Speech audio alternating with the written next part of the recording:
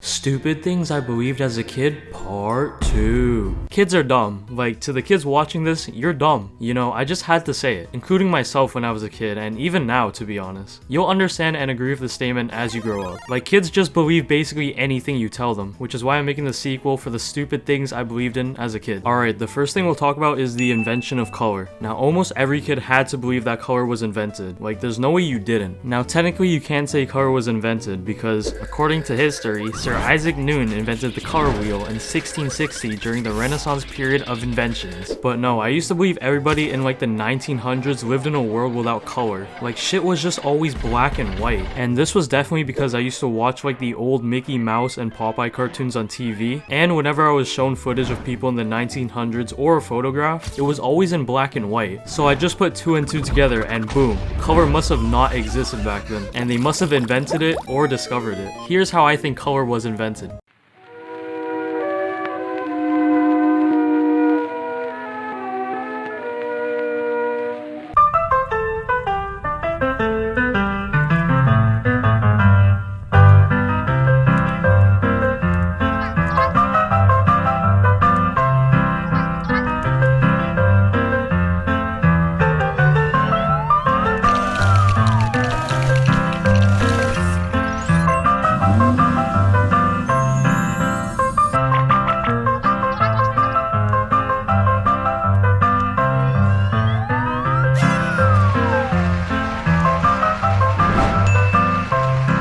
Yeah, swear to God, this was how color was exactly invented, bro. Next, we have surviving an airplane crash. Okay, so when I was a kid, I believed that I could survive an airplane crash. Yeah, a damn airplane crash. And you wanna know the method? So when the plane is crashing, what you're gonna do is stand near the door of the plane, and as it nears the ground, you're gonna jump out at the last second, and boom, you just survived an airplane crash. Now, obviously, this isn't how it works at all, and you would be carrying the momentum of the plane with you as you jump out. So in theory, you would need to jump the opposite direction that the plane is moving at the same speed that the plane is traveling to cancel the impact, which is not possible. It's like some physics shit like that or something, I don't know, but end of story, you're not surviving, little bro. Now let's talk about surviving from heights. Now, okay, this was because I watched way too much Minecraft videos when I was younger, but I believe that I could survive falling from a big ass height as long as there was a 1x1 water source that I could land in. Like, I just thought, oh, it works in Minecraft, so it must apply to real life too. Nope, here's what it's gonna really look like.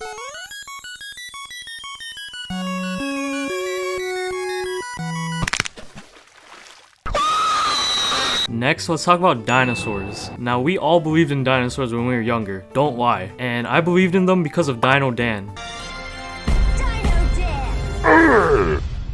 And you know, they did exist millions of years ago, that is. You know, we have their fossils and skeletons preserved in museums and shit, but I don't even know how I came to think of this, but I thought dinosaurs were gonna be a thing in the future. What? Retard alert! Okay, hear me out. I used to watch this show called Dinosaur Train, and in the show, they had this like time-traveling train that could go back in time to specific eras in the age of dinosaurs, like the Triassic, Jurassic, and Cretaceous periods. And I guess that led to me thinking dinosaurs would exist again in the future?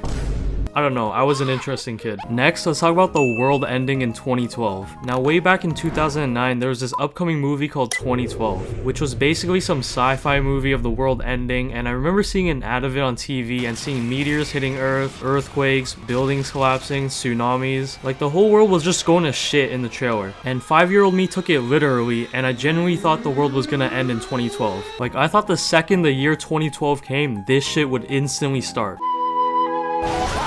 And I remember telling my friends and even my teacher that the world was gonna end in 2012, and my friends believed it. And I remember telling my teacher, and my teacher just laughed at me and told me that it wasn't. I just remember me stressing, like I was thinking about all the things I needed to do before 2012 hits. And I remember the night before the New Year's of 2012, I was just waiting for something to happen right when the clock struck 12. And when it did, nothing happened. And I was like, oh.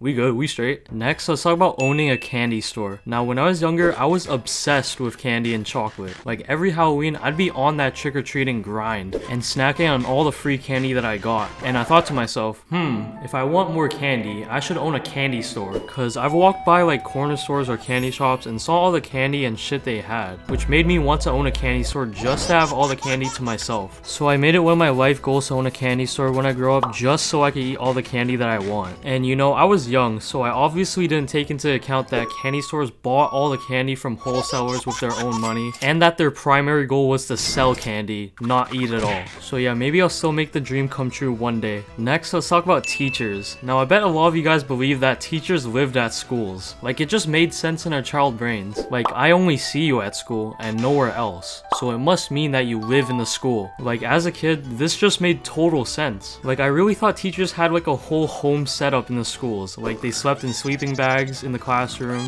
they got the school bathrooms, you know, and the kitchen. Well, at least at my school, we had a kitchen. And the day I found out, I was baffled, mind blown. Like, that information had me like,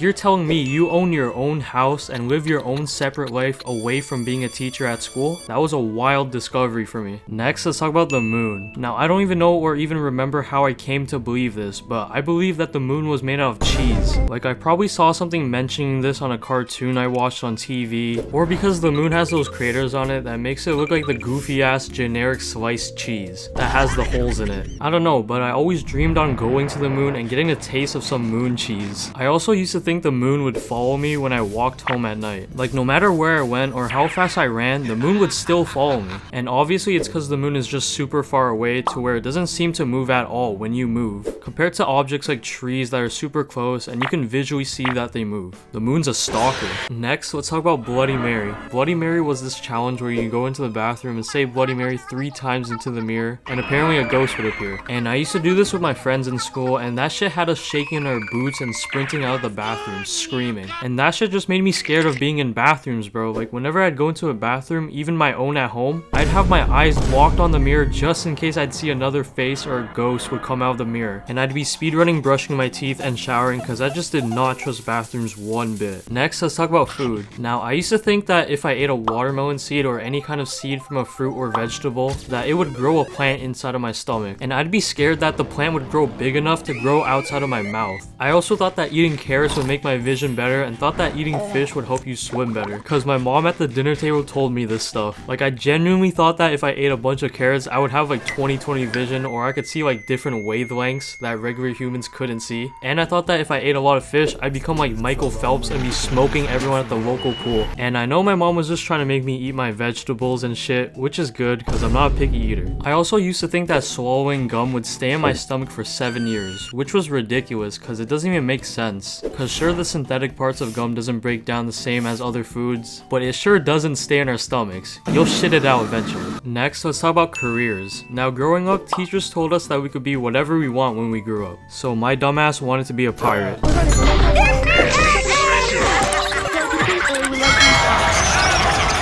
You know, watching Pirates of the Caribbean and SpongeBob growing up just inspired me, you know? Now, if you'd watched Salmonella's video on the daily life of a pirate, you'd know that it wasn't the best career choice. Like, these dudes were riddled with scurvy, diseases, and all other disgusting conditions out at sea. And looking back now, I'm happy I didn't pursue a career as a pirate, because how would you even go on to become one? Like, would I just go to some employment service and be like, yes, hello ma'am, I'm looking to become a pirate. A what now? A pirate. Get out of my office. Yo, my bad. Next, let's talk about being the chosen one. So, hear me out. You ever just been outside and realized that you see like floating dots in your vision just moving around, and then you think to yourself, holy shit, are those like atoms or particles? Am I like special?